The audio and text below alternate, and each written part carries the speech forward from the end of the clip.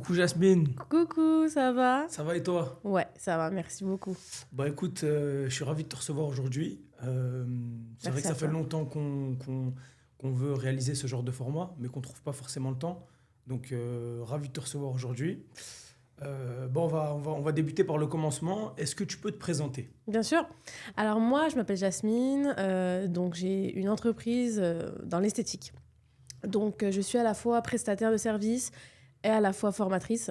J'ai un institut de beauté qui est situé sur Sartrouville, région parisienne. Et c'est vrai que je voulais faire ce podcast et j'ai toujours voulu avoir ce format-là, en fait, vraiment pour tout simplement parler du monde esthétique. Il y a énormément de podcasts sur les business, mais pas forcément centrés sur l'esthétique. On va dire que j'ai de l'expérience dans mon domaine, qui est l'extension de cils, parce que j'en fais depuis 8 ans. J'ai commencé de 0.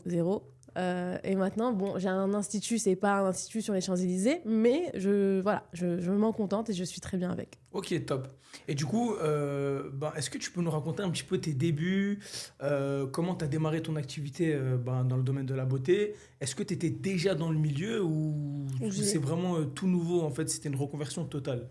Alors, j'étais pas du tout dans le milieu, à vrai dire. C'était quelque chose que je connaissais pas du tout. Moi, j'étais dans le commerce, donc j'ai fait des études basiques de commerce comme tout le monde, je pense, BTS, etc. Ah ouais, et du coup, comment l'esthétique? Pourquoi? Bah, figure-toi que j'ai été dans une période de chômage à la sortie de mon BTS. Ok. Et en fait, ce qui s'est passé, c'est que je faisais moi-même des extensions de cils, donc sur mes yeux, et j'étais très, très, très, très chiante comme cliente, hein, pour te le dire, hein, pour te dire la vérité.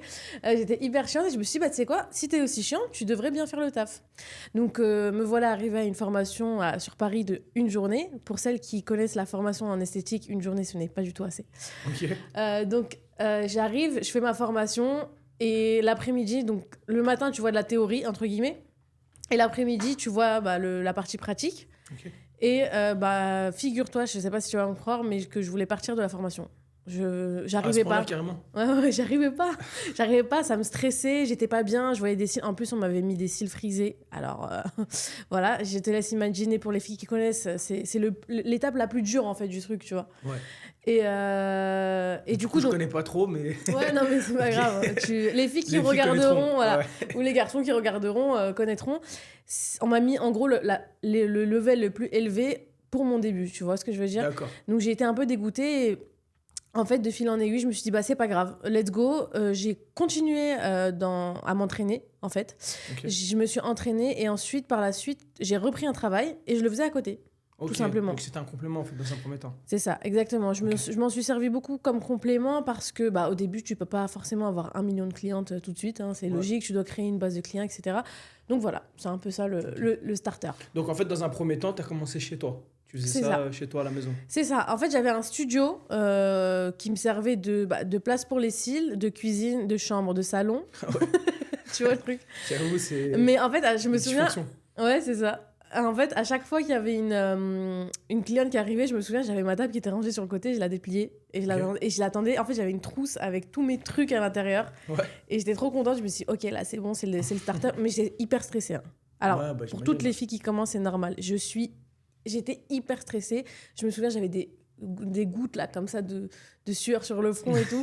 Et carrément, j'avais ramené ma copine pour qu'elle puisse... en fait, pour rien. Je l'ai laissée sur le canapé. Moi, j'étais sur le truc. Et en fait, j'étais tellement stressée qu'il fallait quelqu'un que je connais à côté de moi. Ah ouais, carrément. Ouais, Ok. j'étais hyper stressée. Ah bah, Donc, c'est cool, normal. T'en as fait du chemin depuis. Ah oui, oui, plus rien à voir. Et du coup, est-ce que je peux te demander, je pense que c'est intéressant, qu'est-ce qui t'a inspiré à te lancer dans l'entrepreneuriat? Écoute... Vu que t'étais, excuse-moi, je te Non, coupe, vas-y. mais vu que t'étais dans le salariat avant, Oui. qu'est-ce qui t'a poussé justement à passer cette étape? Parce que c'est vrai qu'on voit un petit peu, on entend beaucoup parler d'entrepreneuriat ces derniers temps, mais finalement très peu de gens encore passent ce cap-là.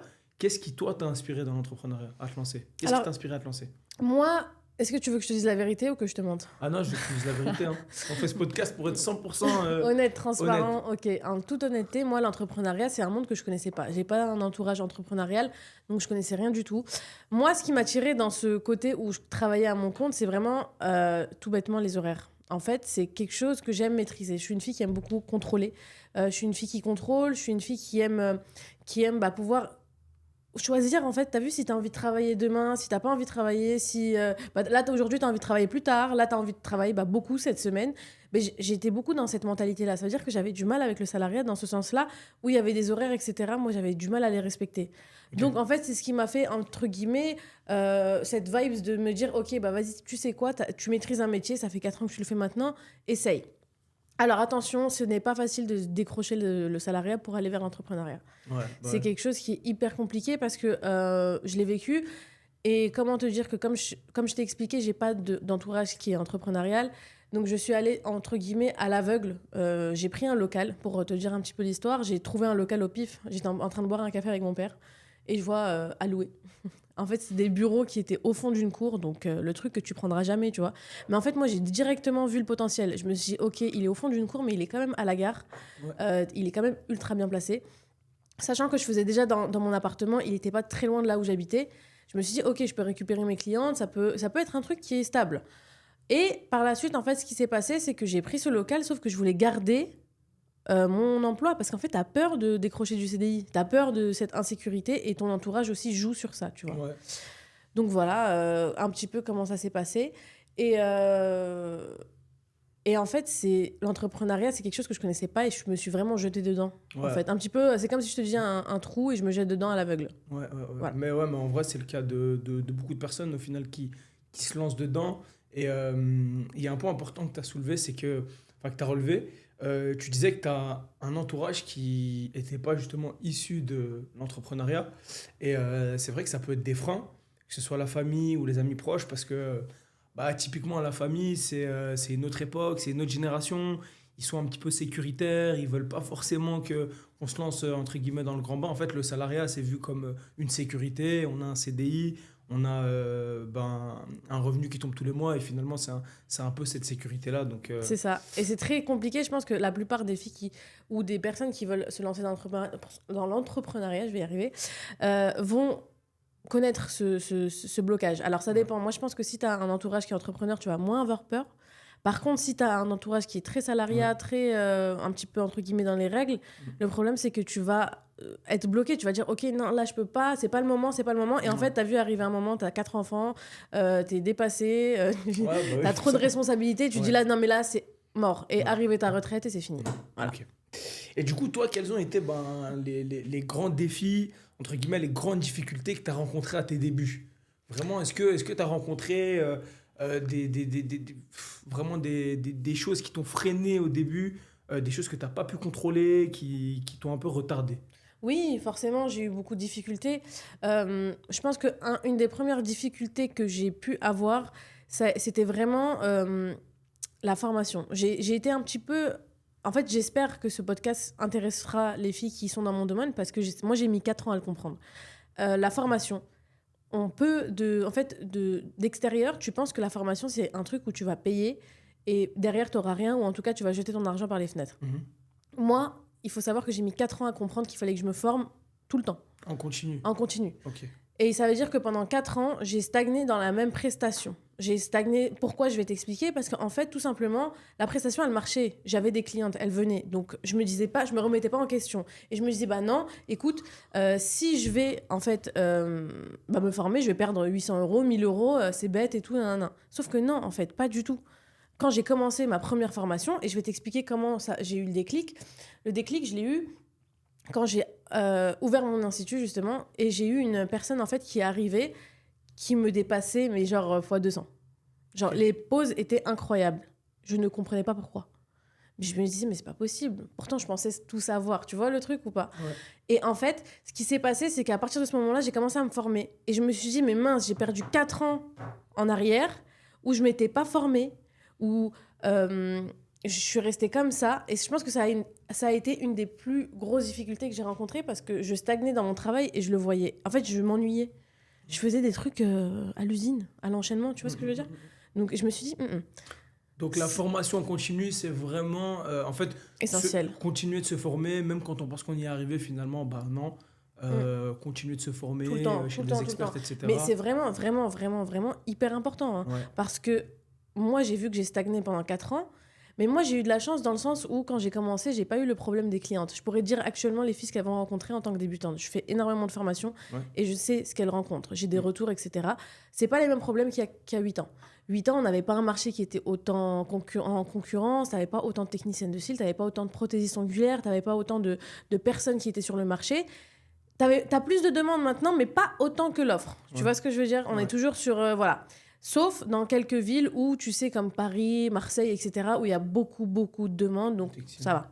Ok. Dès que tu t'éloignes un petit peu, moi j'ai eu des filles qui venaient de Dijon, qui venaient de villages un petit peu éloignés, et malheureusement, elles ont le problème en fait de la cliente. Tu vois ce que je veux dire, d'attirer la cliente, ce que j'avais pas. Donc moi je pense que à mon époque, ma difficulté c'était de m'améliorer, etc. Les clientes j'en avais, c'était pas un problème.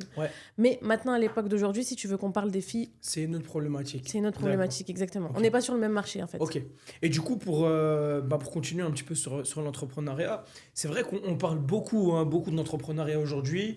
C'est un milieu qui est un peu masculin, enfin un peu beaucoup même masculin. Et du coup, toi, est-ce que tu as rencontré des difficultés qui étaient vraiment liées au fait que tu sois une femme finalement dans ce game-là? Alors, je pense que dans la beauté, c'est un peu... plus facile. Ouais, c'est plus simple parce que ça reste un domaine de femmes. Mais est-ce que tu as quand même rencontré ces difficultés-là ou pas du tout? Alors, écoute, en réfléchissant, j'ai pas forcément rencontré de gros problèmes par rapport à ça. Le seul problème que je vais voir, c'est le fait que en fait, l'entrepreneuriat féminin et l'entrepreneuriat masculin n'est pas le même. J'ai beaucoup d'amis qui sont entrepreneurs masculins et j'ai beaucoup d'amis qui sont entrepreneuses. C'est pas les mêmes marchés. En fait, les entrepreneurs masculins, ils vont avoir ce truc de s'entraider, de voir, de leur conseiller, de se conseiller, de se poser. Par exemple, je dis une connerie, mais se poser dans un café, discuter, voilà, je te propose, tu peux faire ça, ils s'associent, etc. Les femmes, c'est pas la même chose. Ouais, c'est vrai que les femmes, je le remarque un petit peu, c'est un peu plus gnangnan, un peu plus chiant. Ouais, en fait, si tu veux, les filles sont vues comme des concurrentes. On est toutes entre nous comme des concurrentes. En tout cas, c'est comme ça que je vois le marché. Moi, quand je fais mes formations, quand je parle sur mes réseaux sociaux et tout, je dis vraiment qu'on n'est pas des concurrentes, on est toutes ensemble. Je te donne un exemple bête. Moi, j'ai des techniciennes de cils qui sont avec moi, ok? Ouais. Si demain je forme une technicienne de cils qui va bien faire son travail, qui va bien faire des poses d'extension de cils et tout, et que demain, en fait, elle a une cliente qui est contente. Qu'est-ce qu'elle va faire? Elle va en parler aux filles à côté, à ses copines, à sa mère, etc. Ça va nous faire encore plus de clientes. Si cette fille, demain, elle déménage, elle sera pour une autre technicienne de cils. On est toutes ensemble. Tu vois ce que je veux dire? Au contraire, si j'ai une fille qui est mal formée et qui va déglinguer les cils d'une des clientes, la fille, elle reviendra plus et en plus, elle dira qu'elle a eu une mauvaise expérience. Donc, moi, ça me touche pas directement, mais ça me touche dans le fond. Ouais, en fait, si tu veux, si je récapitule un peu ce que tu dis, c'est une mauvaise image pour votre business finalement.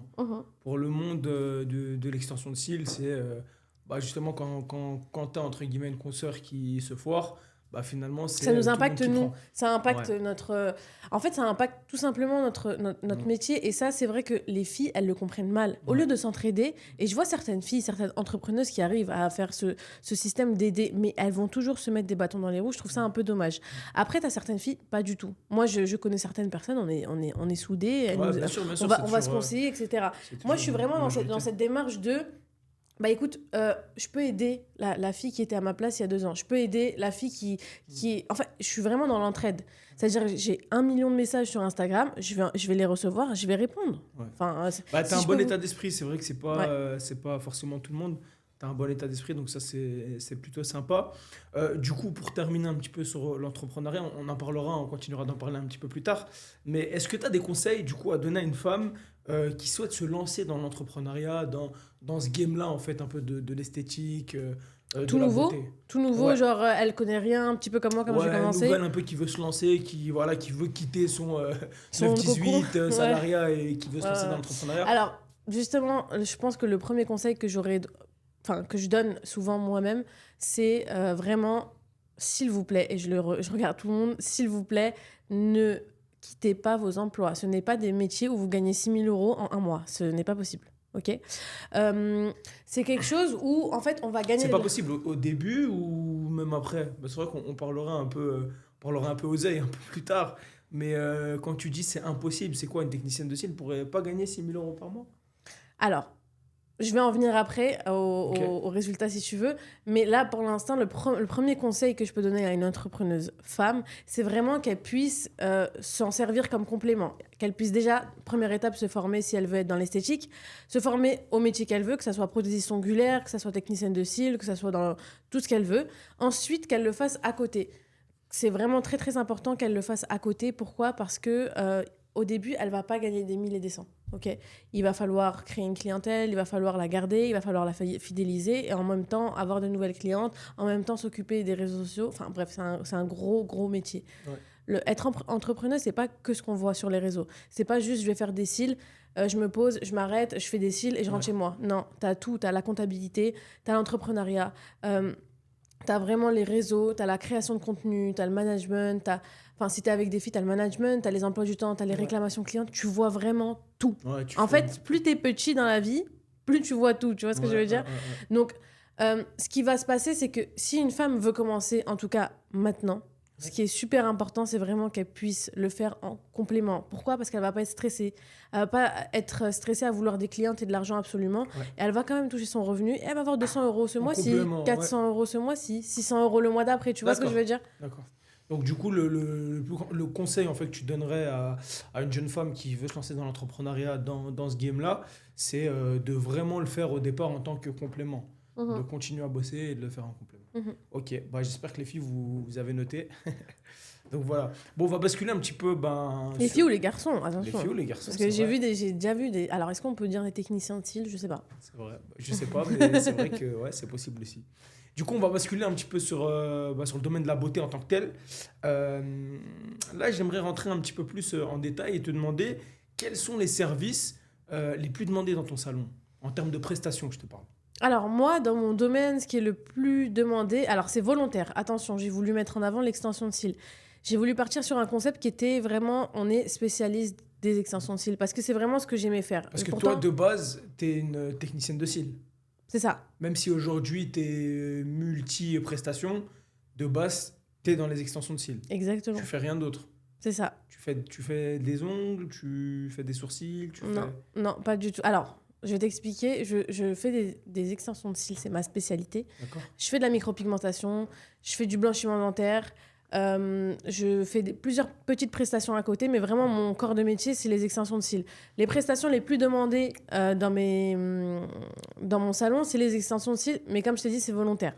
Le reste, je les ai mis autour comme vitrine, entre guillemets. Hein, je dis bien entre guillemets, parce que les ongles, ça marche assez bien.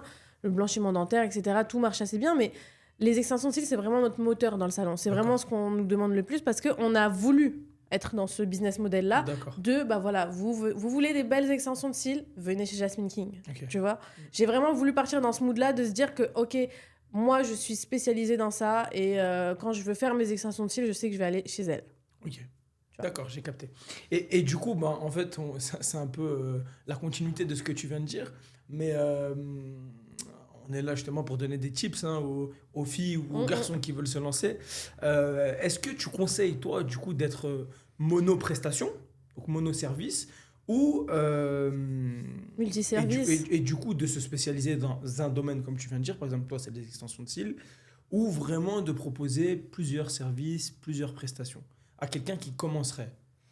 Moi, je conseille toujours de faire qu'une prestation, parce que déjà, il faut savoir que, par exemple, si tu veux devenir technicienne de cils, si tu veux devenir prothésiste ongulaire, c'est pas un mois et tu vas l'être. C'est 1 année, 2 années où tu vas bien être à fond, où ça va bien marcher, etc.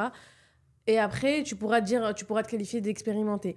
Par contre, ce qui est important, c'est vraiment que la personne soit consciente que si elle fait plusieurs prestations, alors ça peut bien marcher, hein, je dis pas le contraire, il y a des salons de beauté, ils cartonnent surtout, tu vois ce que je veux dire ?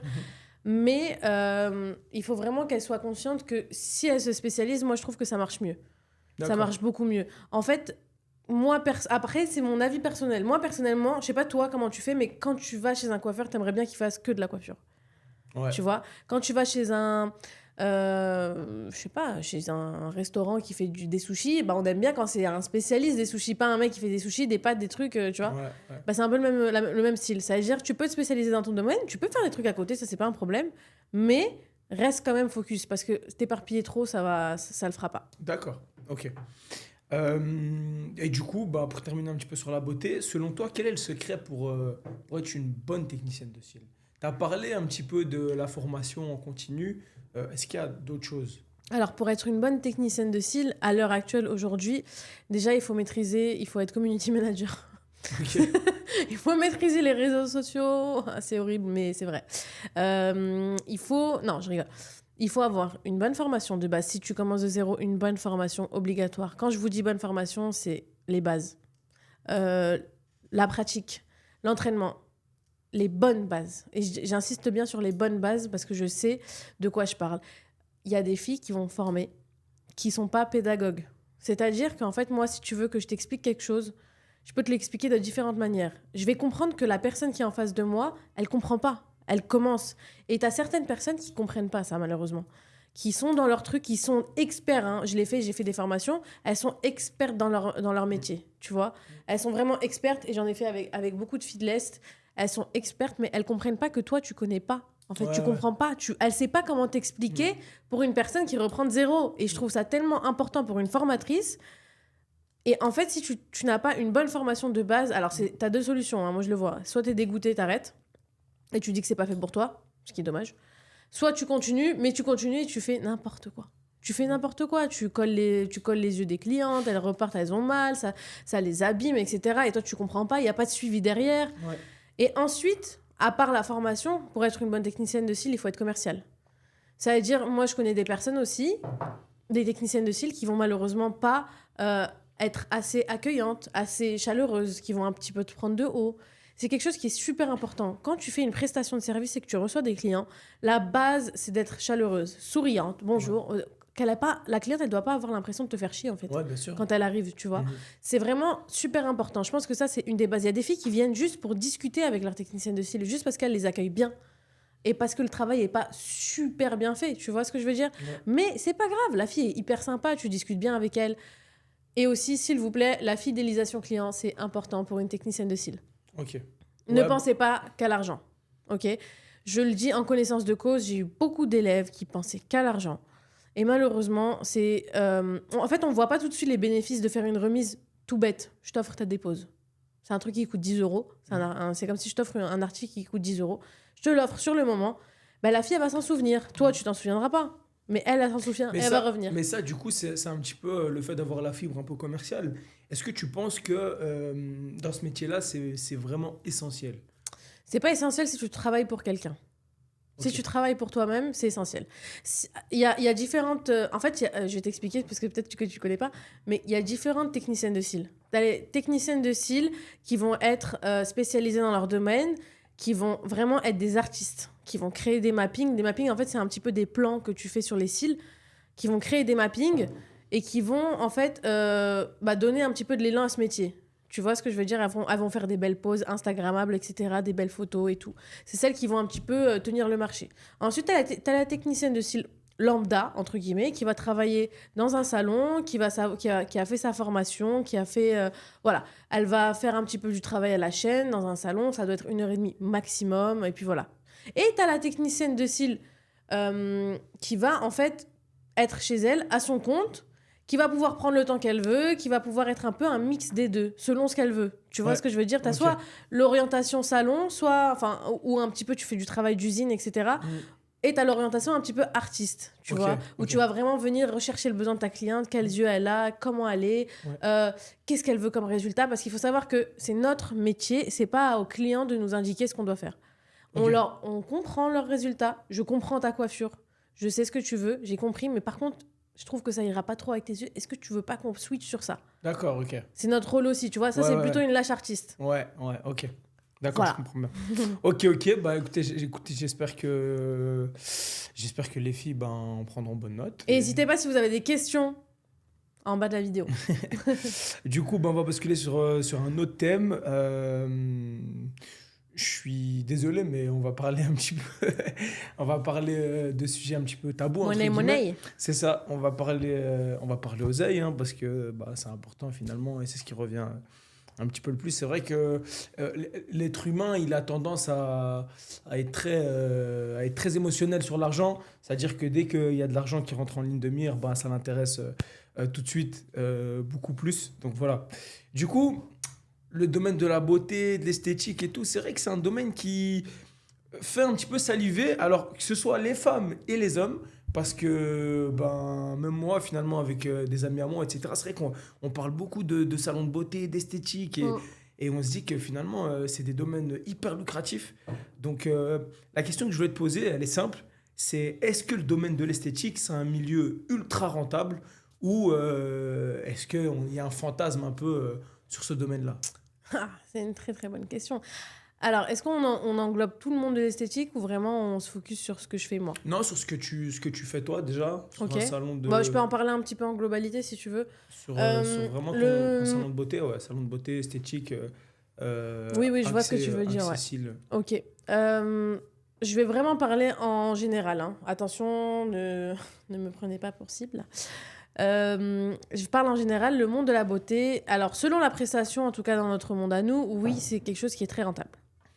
C'est un taux de rentabilité qui est parfois égal à 95%, pour te dire, hein. C'est D'accord. quelque chose qui est très, très rentable. Par contre, il faut comprendre un truc. C'est que tu ne payes pas le produit. C'est pas comme si tu allais à Louis Vuitton et t'achetais un sac. C'est pas la même chose. Là, on paye en fait la manufacture. On paye vraiment la personne qui va te faire la pose. En fait, tu payes son temps. Une technicienne de cils, elle va mettre environ, en moyenne, 2 heures sur tes yeux. Il faut savoir qu'on a à peu près 150 cils par œil. Donc, elle va faire un geste répétitif. Elle a quand même pas mal de choses qui sont toxiques. Elle prend son temps. Selon les filles, elles font du travail qui est plutôt bien, plutôt artistique, plutôt des trucs qui vont qualitatifs, etc. Donc, il faut vraiment comprendre que dans le monde de la beauté, tu payes la main-d'œuvre. Ok, Ouais. en général, la plupart du temps. Est-ce que c'est rentable? Bien sûr que oui. C'est un métier, quand tu arrives à te rentrer dedans, quand tu arrives à avoir tes clientes, quand tu arrives à vraiment avoir tous les points positifs de l'entrepreneuriat et de ce monde-là, tu gagnes bien ta vie, c'est clair. Ok.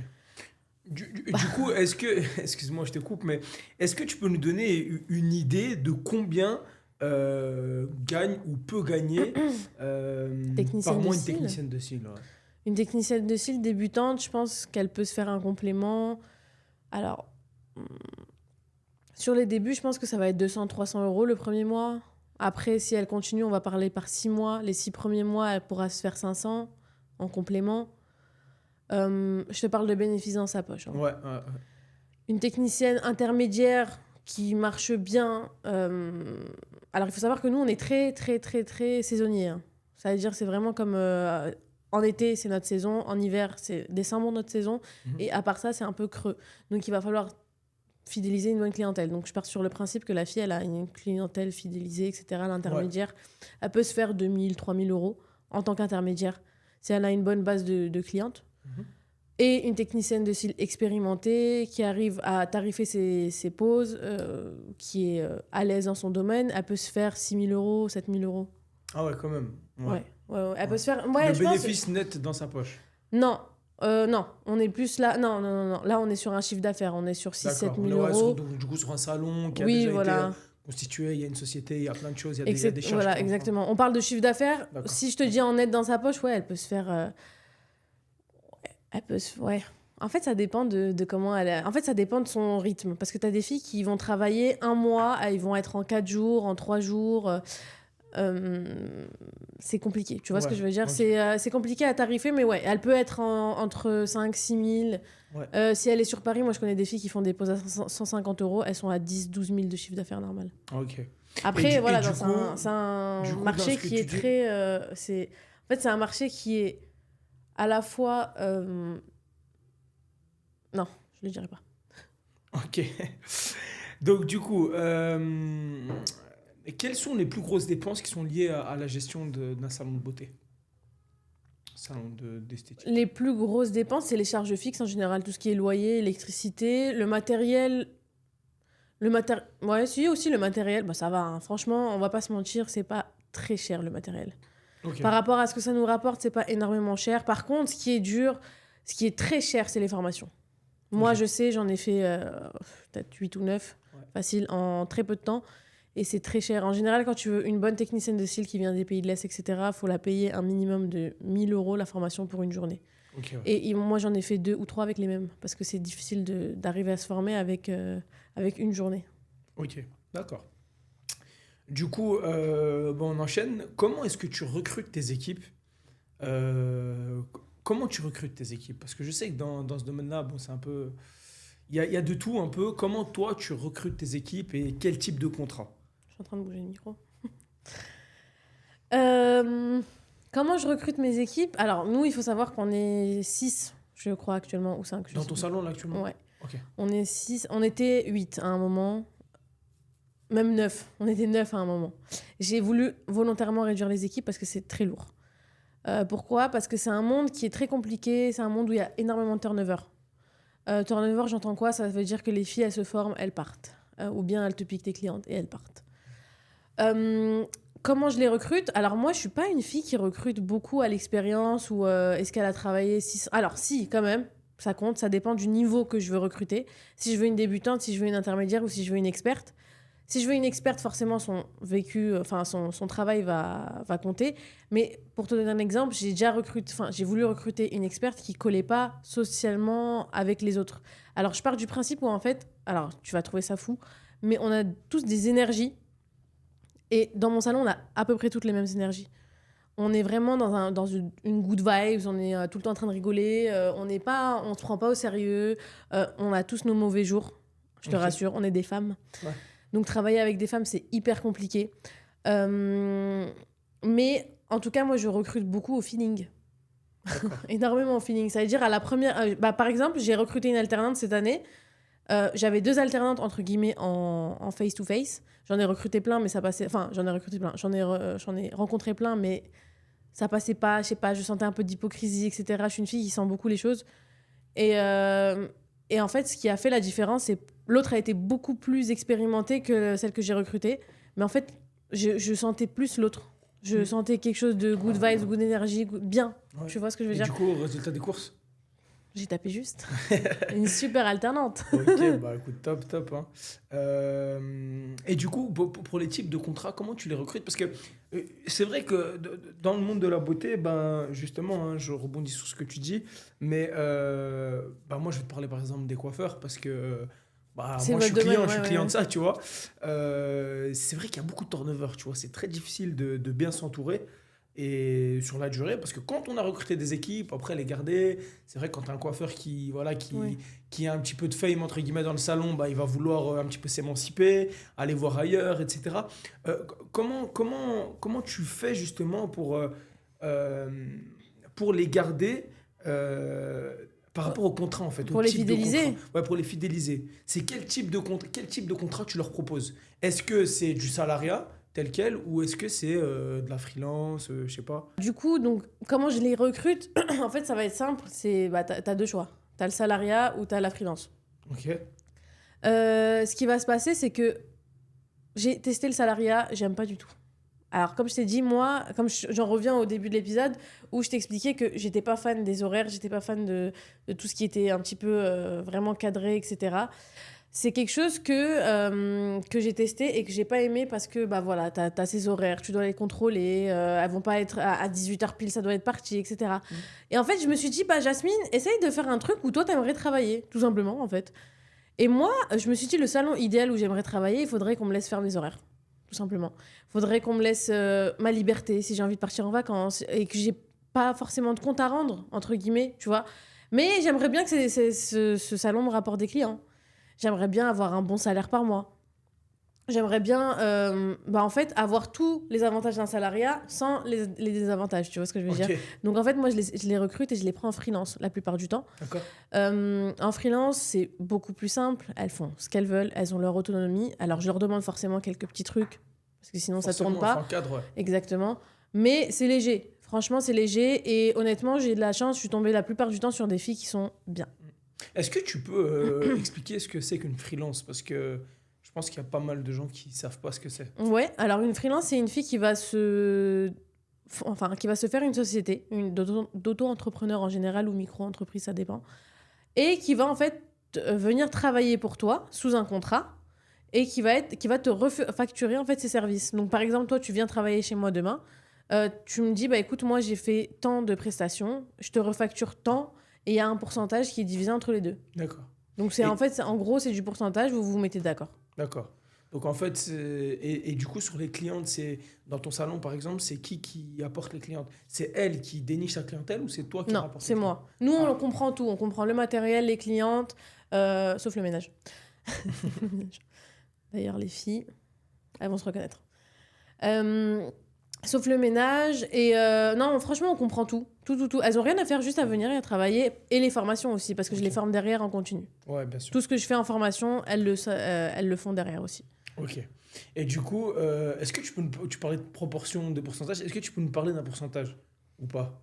Ou Hum, peut-être quel pourcentage, si tu veux pas nous dire toi ce que tu fais dans ton salon, parce que finalement c'est toi, mais pas que toi. Il y a aussi, je vais pas dire tes salariés, mais les filles avec qui tu bosses. Si tu veux pas divulguer, Tu peux c'est pas dire les grave. filles. Est-ce que tu peux nous donner, donner Une un fourchette exemple? ou Ouais, des idées? ouais, des idées. Bah, en fait, moi, je pense que c'est simple. Je pars du principe où on doit être tous les deux gagnants-gagnants, win-win. Alors, si tu pars sur ce principe-là, en général, c'est du 50-50. Ok. La plupart du temps, les coiffeurs, c'est ce qu'ils font. C'est 50-50. Ensuite, tu as l'autre, entre guillemets, l'autre partie qui va peut-être faire un peu du 80-20. J'ai déjà entendu du 70-30 ou du 60-40. Dans le cas où j'ai vu les 70-30 et les 80-20, Ouais. c'est en fait une fille qui va venir, entre guillemets, en plus dans un salon de coiffure, mais qui va faire une autre prestation. Donc rien à D'accord. voir, elle n'aura pas forcément beaucoup de clientes, elle va ramener son matériel, donc c'est pas la même chose que nous on propose. Ouais. Nous on est vraiment axé extension de cils, donc tu sais que tu auras des clientes. Ok. Tu vois, si demain j'embauche une fille, je sais que je peux lui proposer ce salaire-là parce que je connais à peu près mon flux de clientes. Donc, ce que je propose en général, c'est de faire de faire selon le profil que vous avez en face de vous, entre guillemets.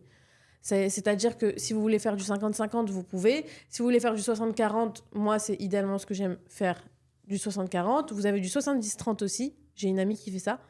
Du 70-30. Mais alors, quand je dis 70, c'est pour la personne qui est en face. Ouais. Ok, tout dépend des charges qu'on a en fait. Ok. Tout dépend des charges, tout dépend du matériel, tout dépend de. Ouais, donc ça peut vraiment varier d'une Ouais, fille à l'autre. En tout cas, il n'y a ouais. pas de règle spécifique Et du dans niveau ça. aussi. Ok, d'accord, ok. Bah écoute, Moi, c'est entendu. j'ai déjà commencé avec des 50-50, j'ai déjà commencé Ouais. avec des 70-30, mais parce qu'elles avaient Un niveau qui était différent. Voilà, Ouais, c'est ok. ça. Donc tu peux tarifer autrement. D'accord. Du coup, je voulais parler d'un point important. Tu t'es présentée, tu as dit que tu étais technicienne de cils, experte. Tu as aussi dit que tu étais formatrice. Oui. Donc du coup, J'en ai beaucoup parlé. quel est selon toi, déjà on va commencer par ça, quel est selon toi les critères à prendre en compte dans le choix d'une bonne formation? Alors moi je suis pas dans le monde de l'esthétique, mais c'est vrai qu'on voit sur les réseaux une hécatombe de formations dans tous les domaines. Ouais, c'est vrai. Et en fait, on a du mal finalement à filtrer bonne ou mauvaise formation. Donc selon toi, la question est simple. Quels critères à prendre dans le choix d'une bonne formation? Alors, si tu veux faire une bonne formation dans le monde de la beauté, je t'explique. Il va falloir prendre plusieurs critères en compte. Donc moi, c'est mon avis personnel. Après, voilà, chacun fait ce qu'il veut. Mais en tout cas, c'est mon avis d'experte et c'est comme ça que je sélectionne aussi mes formations personnelles. Première des choses, je suis désolée, mais il faut prouver. Je suis une fille qui prouve tout le temps parce que je mets des poses d'extension de cils, je prouve que je sais travailler. C'est super important, hein, vraiment. Si vous avez une fille qui vient, qui vous propose des formations, ou un garçon, ou n'importe, ou dans n'importe quel métier en vrai, hein, si vous voyez que cette personne-là ne peut pas prouver derrière son expérience, c'est très compliqué. Je ne vois pas comment on peut choisir quelqu'un où on ne voit pas ce qu'elle fait. Après, le problème, c'est que quand tu es débutant, tu ne sais pas ce qui est bien, ce qui n'est pas bien. Donc, dans un deuxième temps, après avoir vu si cette personne, entre guillemets, a prouvé et qu'elle fait du bon travail, ce qui va être un peu plus compliqué, c'est vraiment de voir si cette personne est pédagogue. D'accord. Alors là, bon courage. Je t'explique comment savoir si une personne est pédagogue. Il faudrait qu'elle fasse... il faudrait en fait qu'elle fasse de la création de contenu pour que tu vois un peu comment elle s'exprime. Pour voir si tu comprends bien, si des trucs bêtes... est-ce que tu vas les comprendre ou pas? Est-ce que tu peux déjà rentrer dans le métier avec cette personne? Est-ce qu'elle a une bonne création de contenu? Ensuite, une fois que tu as vu ça, ce qui est super important, c'est vraiment que tu puisses voir si la personne propose des tarifs normaux. Parce que j'ai déjà vu des filles qui facturent des 200, 300 euros. tu vois le truc de loin, tu vois. Tu vois le truc arriver de loin. Je dis, c'est quoi, quand tu parles de tarif normal, c'est quoi un tarif normal pour une formation pour toi? Pour une formation extension de cils, je pense qu'un tarif normal, tout va dépendre de la durée. Si tu as 4-5 jours, tu peux pas avoir une formation qui va être à 1 000 €. C'est très compliqué pour une technicienne de cils de faire 5-6 jours et elle va faire que 1 000 € parce que à part si elle prend beaucoup de monde. Ouais. Parce que forcément, quand tu es une technicienne de cils, tu sais combien tu gagnes à la journée et il faut un minimum rentabiliser. Ah ouais, forcément. On n'est pas des... voilà. Ouais, parce que quand tu formes, finalement, tu travailles pas. Du coup, donc tu fais pas d'argent. Donc c'est ça. Et donc moi, je pense que le tarif normal, qui pourrait être normal, enfin en tout cas, moi je trouve que mes tarifs sont normaux, c'est 3 jours. Alors moi, je fais 3 jours. J'aimerais bien en faire plus, idéalement, mais pour l'instant, c'est pas possible. Mais je fais des formations différentes. En fait, je fais des formations classiques et je fais des formations VIP. VIP, c'est vraiment sur 5 jours. Okay. Forcément, c'est plus cher. Et tu as les formations sur 3 jours qui sont des formations classiques. Donc, moi, je suis à peu près, je crois que je suis dans les 800 à 1 000 €. Je crois qu'on va augmenter là parce que les kits, ils ont beaucoup évolué. On a fait des super kits qui sont trop beaux et tout, avec énormément de choses à l'intérieur. Donc, on a fait un peu évoluer les prix, c'est volontaire. Et t'as la formation VIP qui est à 1 600 €, mais qui est sur 5 jours. Et en fait, tu as un jour que tu peux reporter pour dans 3 mois, enfin dans les 3 mois pour te perfectionner. D'accord, ok. Tu vois le truc. C'est intéressant.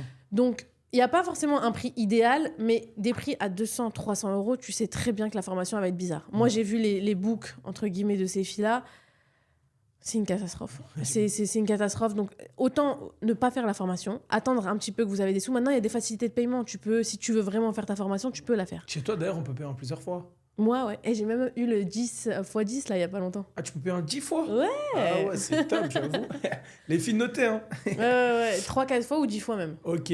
Du coup, tu viens de nous dire que pour choisir une bonne formation dans l'esthétique, dans le monde de la beauté. Le monde de la beauté, il fallait que le formateur ou la formatrice, du coup, fasse ses preuves. Alors, j'ai été un petit peu scruté, j'ai fait un petit peu mes devoirs, j'ai été sur ton Instagram, sur tes réseaux, et j'ai vu que tu proposais des formations ongles. Mais du coup, tu viens de me dire qu'il fallait être experte et que, toi, comment tu pourrais proposer ça alors que finalement... Que je prouve pas. Ouais. Que je suis technicienne de cils. C'est ça. Ah ouais, c'est vrai. Très bonne question. Très, très bonne question. T'as bien fait tes devoirs. Alors, en fait, ce que je vais t'expliquer, c'est que moi, dans mon salon, j'ai eu plusieurs filles, comme je t'ai dit, qui n'ont pas bougé depuis plusieurs années, qui sont là. Donc, en fait, on les a perfectionnées. Genre, vraiment à la pointe des pointes. Donc, elles sont très professionnelles. Et en fait, chacune a son domaine. J'ai toujours voulu faire ça. Chaque formation a sa prof, entre guillemets. À sa formatrice. Exactement. Okay. Chaque formation a sa formatrice professionnelle. D'accord. Donc, moi, en l'occurrence, dans mon salon, j'ai une fille qui s'appelle Marina, qui est expérimentée. Je pense qui a vu tout l'envers et le début du décor. Elle est arrivée, elle avait un bon niveau, mais on l'a perfectionnée. Elle est partie en formation, etc. Elle avait vraiment un bon truc. Et maintenant, elle est apte, selon moi, par contre, je les forme, ça c'est un truc qui est important, à devenir formatrice. Ouais. C'est pas inné, tu vois ce que je veux dire? Bien sûr, bien sûr. Ça, c'est vraiment une formation que j'aimerais sortir l'année prochaine, ou cette année, non, en 2025. Non, 2025. 2025 ouais. Cette année, en fait, former les formatrices.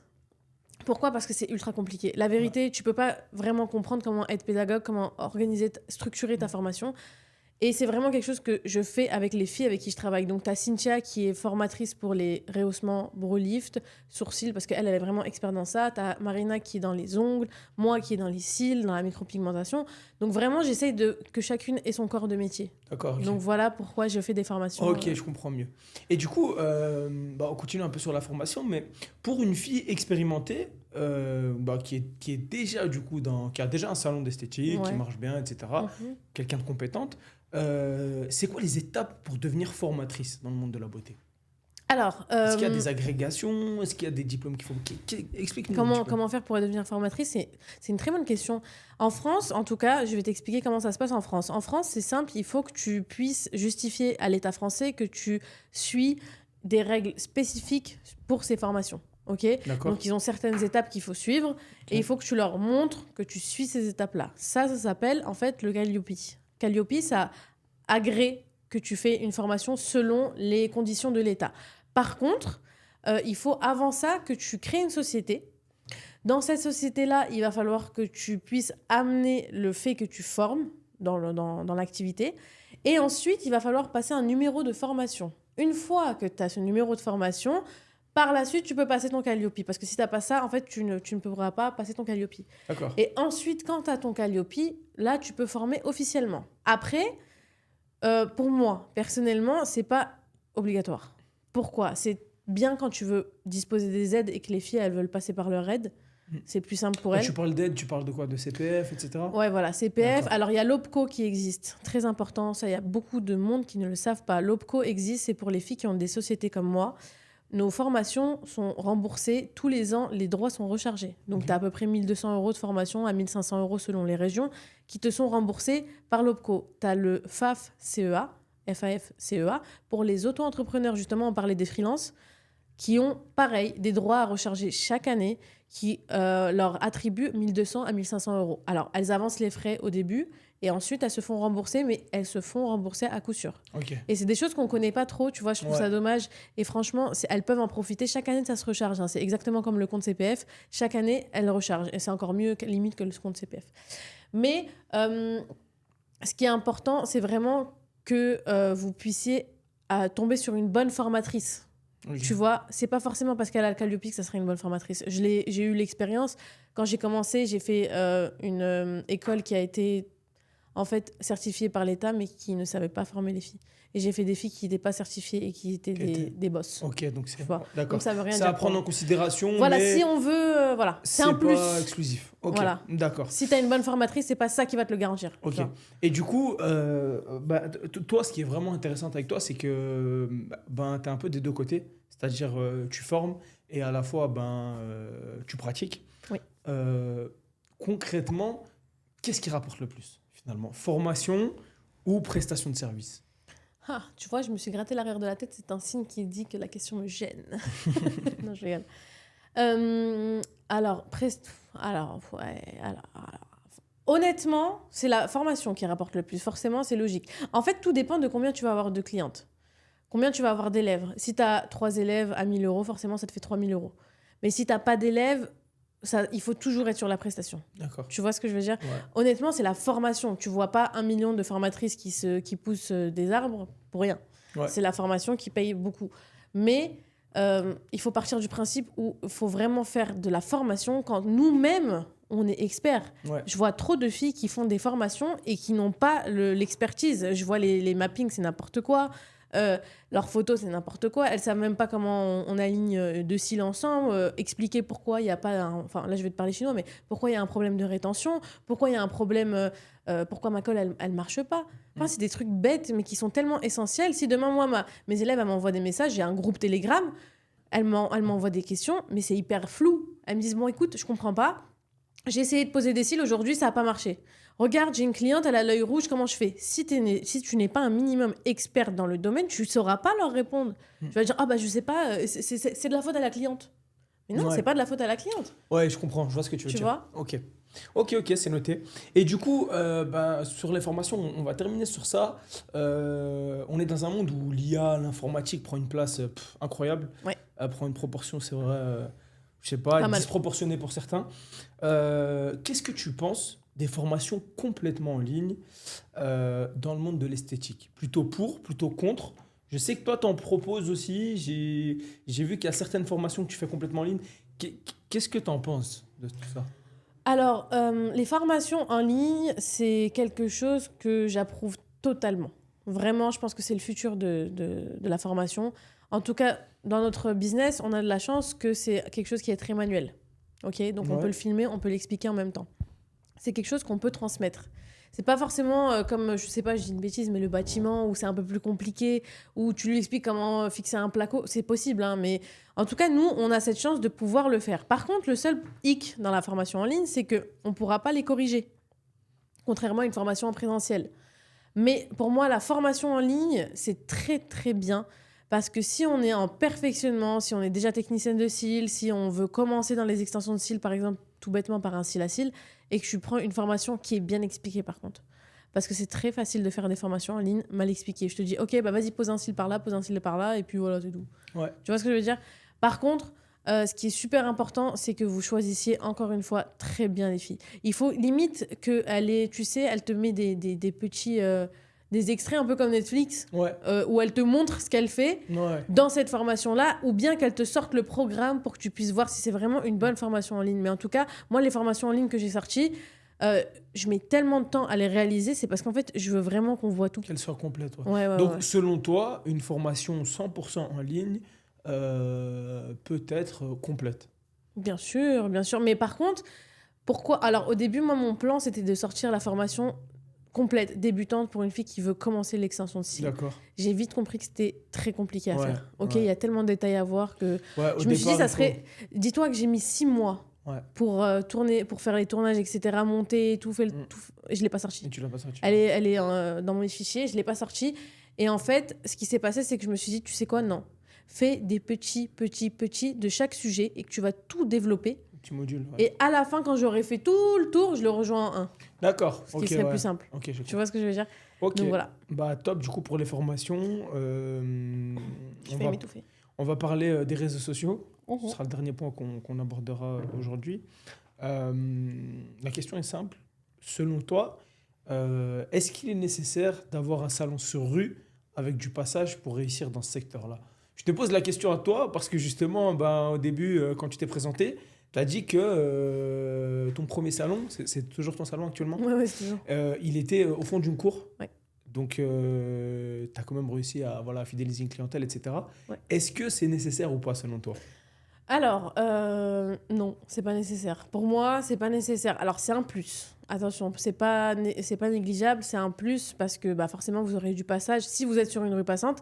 Parce qu'il y en a, tu peux être sur rue et en fait, ce qui va se passer, c'est qu'il n'y aura pas de cliente. Tu vois ce que je veux dire? Il n'y aura pas de cliente parce que c'est une rue qui est perdue.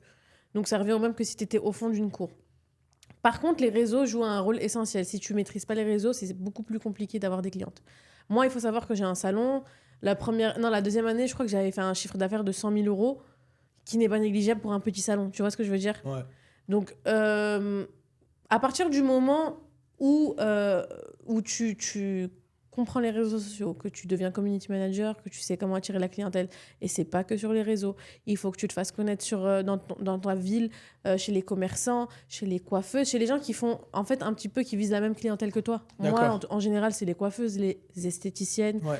Je vais vraiment me faire connaître chez elles. J'ai la gare qui est juste à côté. Des fois, je vais voir les prospectus. L'autre fois, je suis partie dans une sortie d'école. Je sais qu'il y a que des mamans. Ouais. Donc, je vais voir là-bas. Je me présente. Voilà, n'hésitez pas. Pour que quand elles veulent faire une prestation, elles pensent à toi. Ouais. Ok. Mais il faut être présente. Oula, j'ai connu. Il faut être présente, en fait. D'accord, ok. Et du coup, quelle est l'importance des réseaux sociaux finalement dans ce domaine-là? Énorme. Énorme.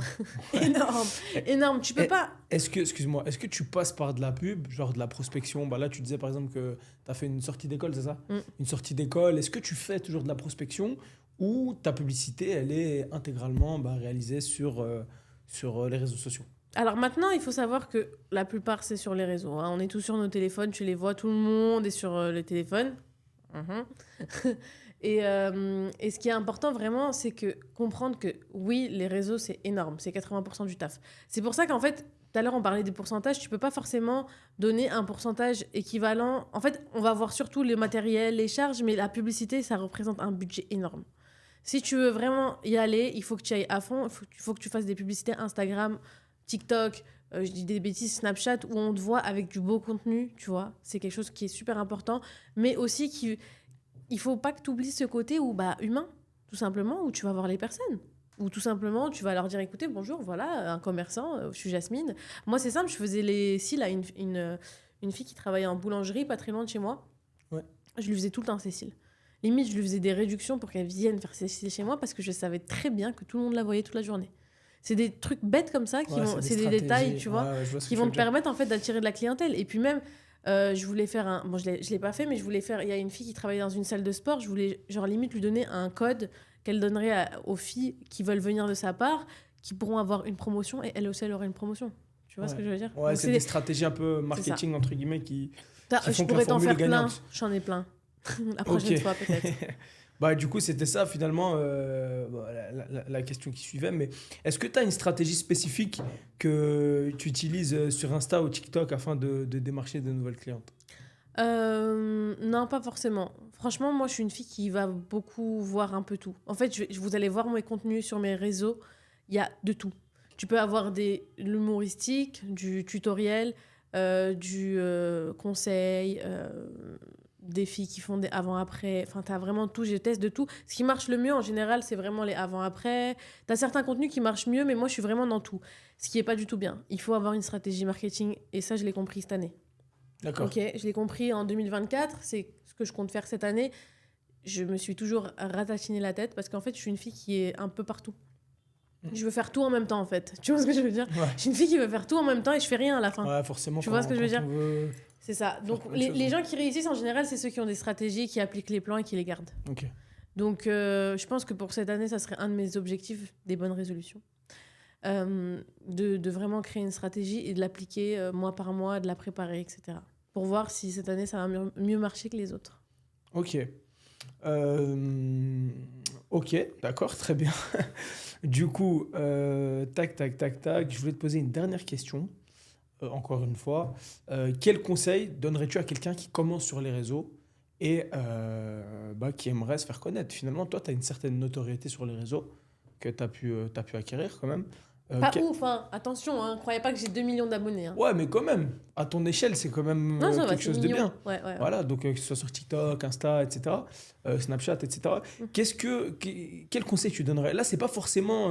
Qui est quelqu'un qui commence de zéro. Ouais, c'est pas forcément... Quelqu'un qui commence de zéro, c'est pas forcément dans le monde de l'esthétique ou de la beauté, mais vraiment de manière plus large. Quelqu'un qui voudrait, dans l'entrepreneuriat, se lancer et se faire connaître, qu'est-ce qu'il devrait faire selon toi? Alors... dans l'entrepreneuriat général, je pense qu'il faut... c'est bête, hein, mais je t'ai répondu tout le podcast dessus, c'est quoi? Si t'as bien écouté le podcast, qu'est-ce qu'il faudrait qu'il fasse? Se former en continu? C'est ça. Okay. Instagram, c'est bête, mais c'est très compliqué à la fois. Si c'est dans l'entrepreneuriat général, en tout cas, je conseillerais à cette personne de se former pour comprendre vraiment les tenants, les aboutissants, et surtout d'essayer, de ne pas se freiner. Tu vois. En vrai, il n'y a personne qui va te contrôler, tu perds rien du tout à essayer. Par contre... y a des trucs qui sont vrais, comme balancer des réels tous les jours, essayer de créer une communauté. Là, on est plus dans un monde de création de communauté. On est moins dans un monde d'attirer une nouvelle clientèle, mais plus dans la création d'une communauté, de fidéliser une communauté qui te suit, qui suit ton avis, etc.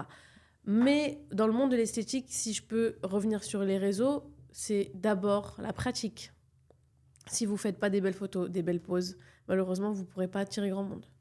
Si vous ne donnez pas envie de venir chez vous, en fait, c'est très visuel. Ouais. Tu vois ce que je veux dire? On est dans un monde esthétique qui est très visuel. Si demain, tu fais pas forcément des très belles poses, etc., tu peux les avantager d'une certaine manière, il y a des tactiques, mais il faut vraiment s'entraîner un maximum et réussir à faire le maximum vite des bonnes poses. Okay. Tu vois ce que je veux dire? D'accord. Ouais. Et pour ça, t'as pas le choix, c'est formation, entraînement. Et je finis avec ça. Une personne qui veut se lancer sur les réseaux, c'est important qu'elle puisse comprendre que c'est très, très impactant, mais il y a un truc qui est encore plus impactant, c'est le bouche à oreille. Ouais. C'est incroyable. Vraiment, je crois que c'est mieux qu'Instagram. Une fois que vous faites du bon travail, la clientèle, elle va venir tout seul. D'accord. Ça va venir. Voilà. Ok, bah écoute, top. Écoute, je te remercie pour ce format. Merci ça a été à toi. Très enrichissant. On a eu pas mal de réponses à toutes ces questions. J'espère que ça aidera tous ceux qui se lancent dans l'entrepreneuriat et dans l'esthétique plus particulièrement. Donc, t'aimerais bien en faire d'autres? Ouais, franchement, ouais. Hein. Et toi? T'as bien aimé? Et toi, du coup? Ouais, franchement, c'est sympa. Si jamais vous avez des questions, n'hésitez pas. Si vous avez des questions en dessous de la vidéo, de toute façon... on vous répond. Voilà. Et les réseaux, n'hésitez pas. Si vous avez des questions, si vous voyez que vous galérez, etc., je suis là. Franchement, je peux vous aider. Je demande que ça, des questions, que je puisse faire des vidéos pour répondre à tout le monde. Si vous avez des questions sur les formations, si vous n'êtes pas sûr d'aller chez cette fille-là, que vous n'êtes pas forcément de la région parisienne, parce que sinon, il faut venir chez moi. N'hésitez pas. Sachez que tout est sur son Instagram. De toute façon, il sera mis en dessous de la vidéo. Ses formations, les tarifs, etc. Tout seront mis. Donc, voilà. C'est ça. Merci beaucoup, en tout cas. Je t'en prie. Allez, à la prochaine. À la prochaine. Ciao.